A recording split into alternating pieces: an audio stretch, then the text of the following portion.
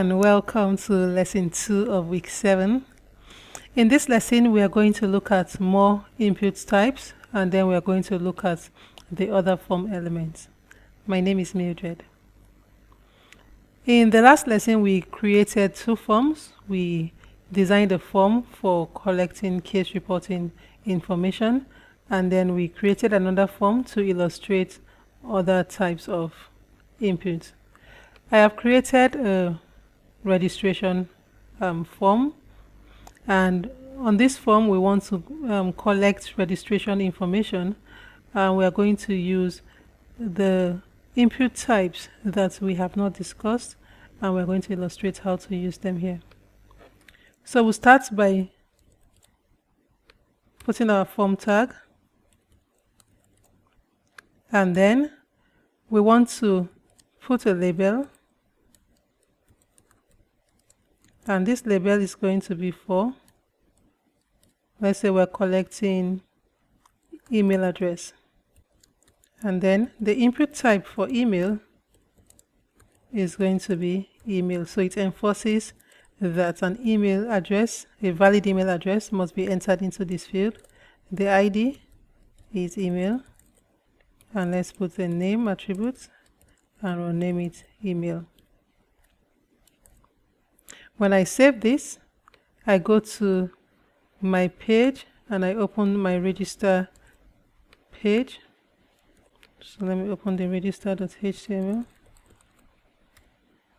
I have this here, and so every time I try to enter a text that is not an email, it will ask me to put a valid email when I try to submit. So we're going to look at this when we put a submit button at the end.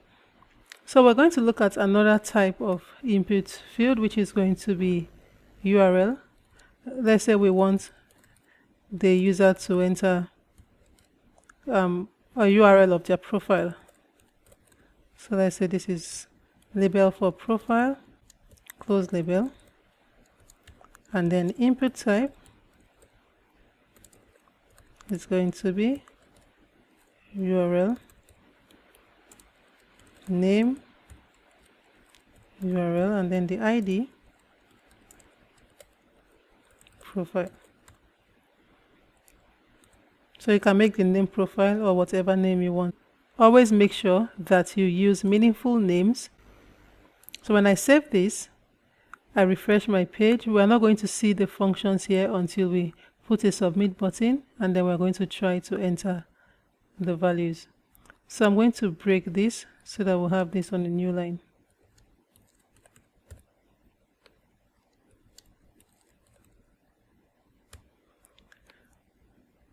So we're going to look at another input type, which is the hidden type.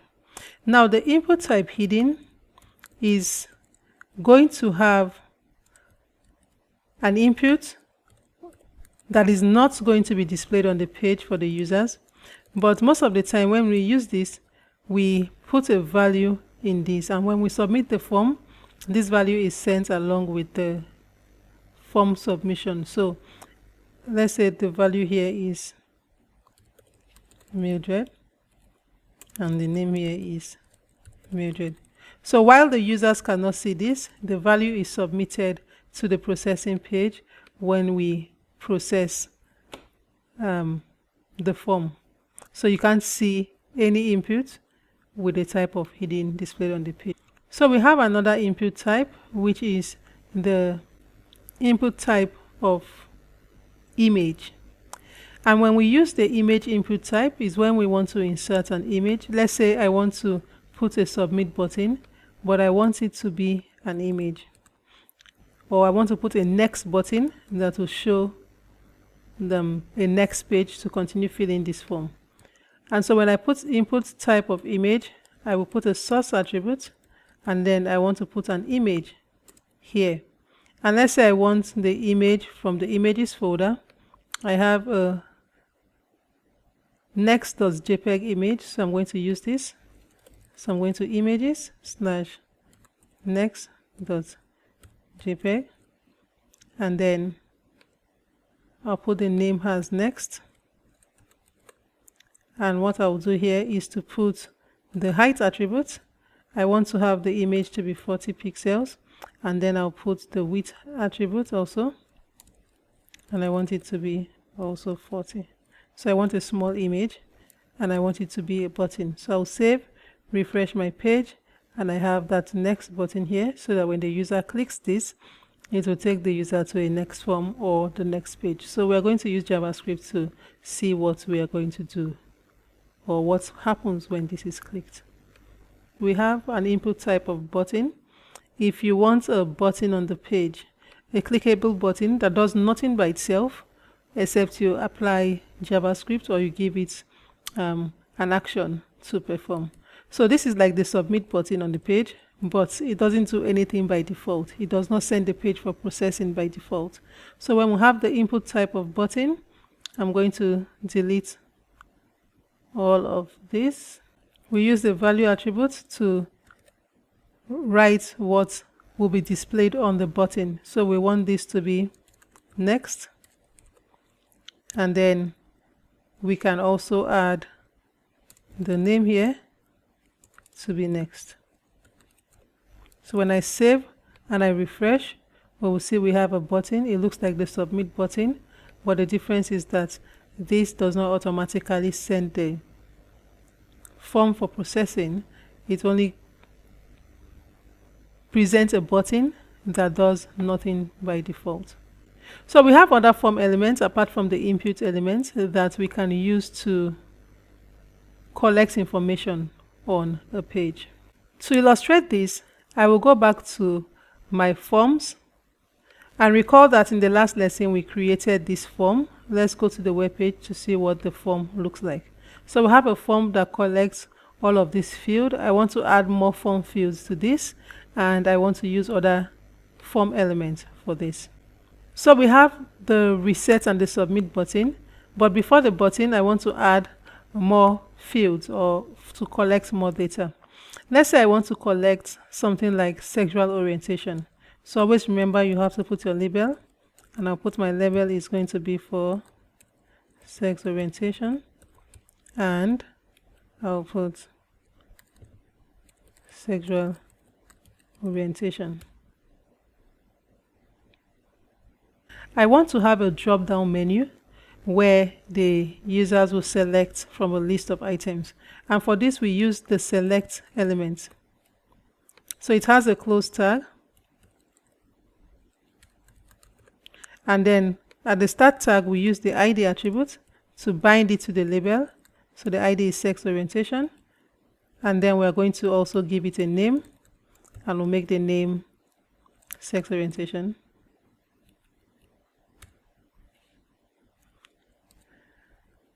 This by itself doesn't do anything on the page. When we refresh, we will see that it has nothing. What we will do is to add the options that the user will see and select from. And so I'm going to put the option tag between the start and the end select tag, and I'm going to write the option that the user is going to see. So let's say the first option is heterosexual. The start option tag takes the value attribute, which will specify the value that should be submitted when this option is selected. So we want the value heterosexual to be submitted. I'll copy this and I'll create more options. The next one we want is homosexual.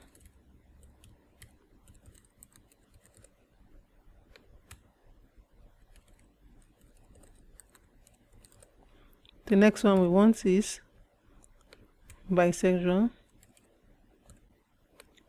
And the last one, we are going to use other. So there are more sexual orientations, but we're going to stop here for this demonstration.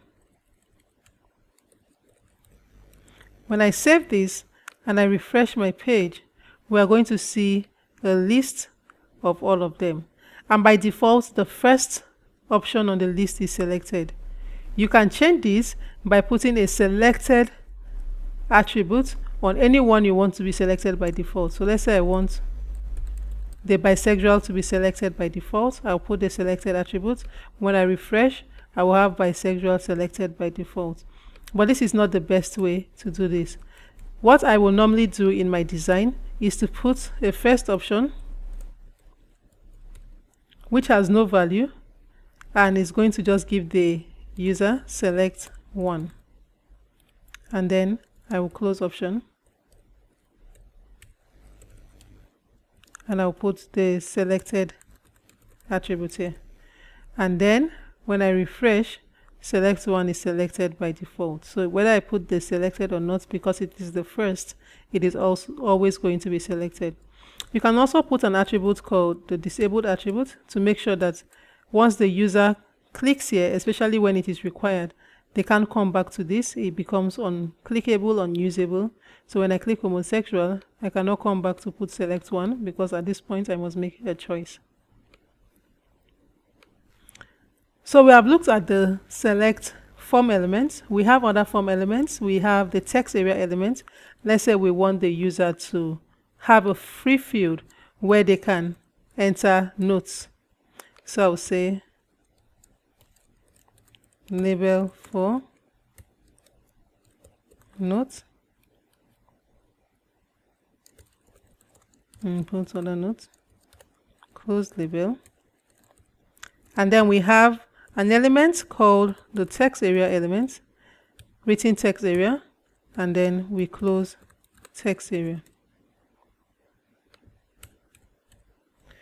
The text area takes attributes like the rows and the calls attributes, and we put the rows like this, and we can make it to define the number of rows that the text area size will be. So let's say we want it to be 10, and we also want it to have a size of 5 columns on the page, and then we'll give it a name, and the name is equal to notes, and then the ID is equal to notes. Save this, refresh my page, I have the text area. And so the browsers now always allow you to resize this if you want to resize it, but it allows you to enter multiple lines of text, as many text as you want here. So this is what we use the text area to do. So if you have large volume of text to enter multiple lines, not just a single line of text, you want to use the text area form element. We have another form element, which is the button element. Let's say we want to have a clickable button on the page. This has an input type of reset. Let's say we don't want to have this input type, we want to have a button. So I can put button. So you always want to make the type button, because you want this to be used maybe by JavaScript to have a particular action that will be taken when the button is clicked. And so I want this button name to be reset, and the name is reset, and it's not going to do anything by default until I add an action to this button. So when I refresh my page, you'll see that it remains the same button on the page. So the input type of button, input type of submit, and the button form element all presents the same way. The actions are what differs. The button form element does nothing by default. The input type of button does nothing by default. You always have to provide further action using JavaScript. So I will use the reset button back here.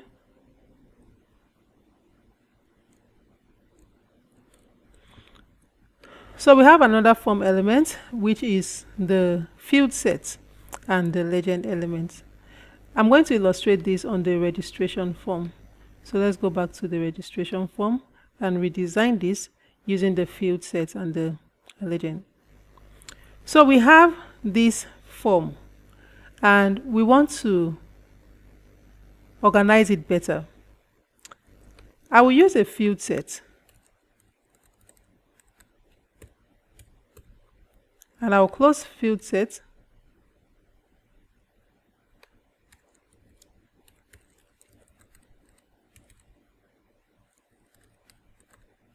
Just after the start field set, I will put a legend, which will give this little container a heading. So let's say, please identify, or please sign up with your identity. Close legend. We want the user to be able to upload maybe their documents. There is an input type we did not discuss, which I'm seeing that we might need. We want an input type of file. So I'm going to put a label for resume. So put resume, close label, and then I'll put an input with a type of file. The ID is equal to resume, and the name is equal to resume. Break. So I'm going to break everything, and we are going to see how this form looks, having the field sets and the legend to create a container to enclose all of this. So recall that we said in the previous lesson that later on we are going to style the form elements, but for now we are going to leave them like this so that we can see how they look by default. So when I refresh this page, we see what the field set has done, created a container, and then what we use as a legend is the text we see as the heading of the container.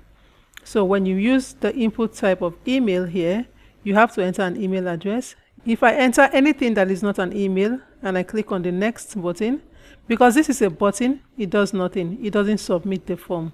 So recall that we want to have an input with a type of submit so that it submits this form to an action that we did not specify. So we're going to look at that in the next lesson. But for now, let's see how this is validated. This is not a valid email. And so when I choose next, it tells this is missing a valid email. So I'm going to put a valid email address, and then I'm going to try to enter a profile URL. This is not the pattern of a website or a URL, so it's going to tell me to enter a valid URL. And when I enter a valid URL like https github.com, you will see that this will try to process the form by sending it to the URL using the default get method. With the input type of file, when you click on choose file, it allows you to select a file from your system so you can navigate to the directory where the file you want to choose resides. So this is how we use the field set, the legend, and we use the input with a type of file to create form on the page. The last form element we are going to look at is the data list form element, and we're going to illustrate this here on this page. So we're going to do this with the forms, and let's look at the data list. Now, if you want the users to be able to just type in while there is a predefined list of options on the page, you can use the data list element, and it is written like this. So let's put a label for, let's repeat the sexual orientation. So let's say label for sex orientation 2, and then the name is sexual orientation. Close label.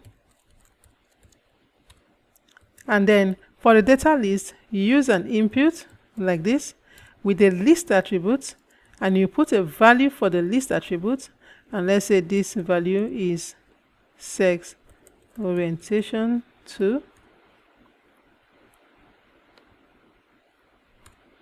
And then you have to have the data list element now written like this. Now the data list element must have an ID attribute with a value that is equal to the value of the list of these inputs to bind it together. So the value is sex orientation 2. We'll close data list down here. And then between the start and end data list, you need to have the options. So the option here is going to have a value of, let's say, homosexual. The next option is going to have a value.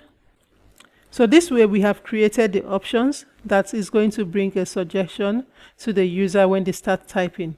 So when I save this and I refresh this page, we have the sexual orientation with a select, and we also have the sexual orientation, which is a data list that gives you a hint.